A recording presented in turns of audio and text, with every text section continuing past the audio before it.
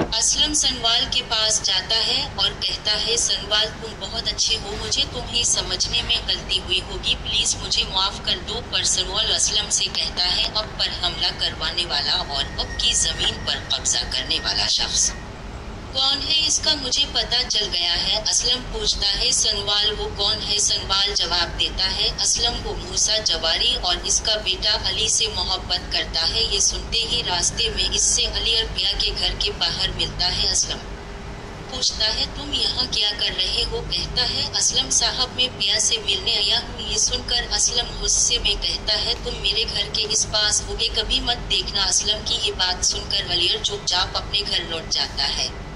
इसके बाद असलम तरनत पिया के पास जाता है और कहता है, जिस शख्स ने हमारी दुकान की जमीन पर कब्जा किया है वो तुम्हारे यूनिवर्सिटी के दोस्त अलियर का अब्बू मूसा है। ये सुनकर पिया बहुत परेशान हो जाती है। वो तरन अलियर के पास जाती है और कहती है, तुम्हारे अब्बू ने मेरे अब्बू की जमीन पर कब्जा कर लिया है। पिया की बात सुनते ही अलियर गुस्से में अपने अब्बू मूसा के पास कहता है, अब्बू अपने पिया के अब्बू की जमीन पर कब्जा कर लिया, मुझे अब से ऐसी उम्मीद नहीं थी।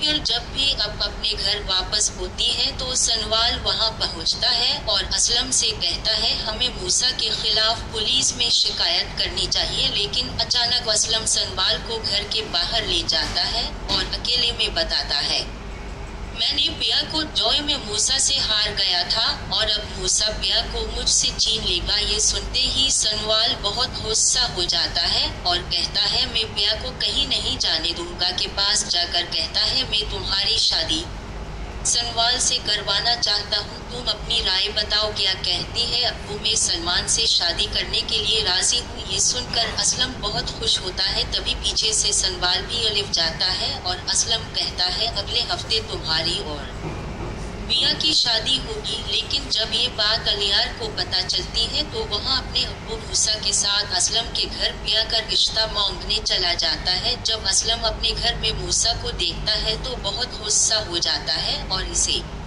जबरदस्ती घर से निकाल देता है।